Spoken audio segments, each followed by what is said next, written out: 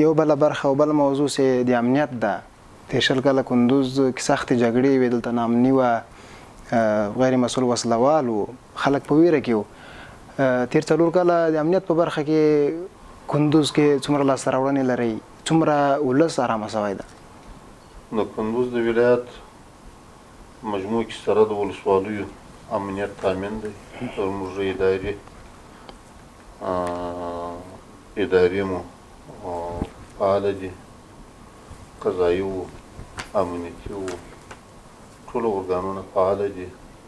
کومه جنایي پیښه وشي و هغې پیښې ته هغه مسؤلین په ډېر لنډ وخت کې ځان رسوي.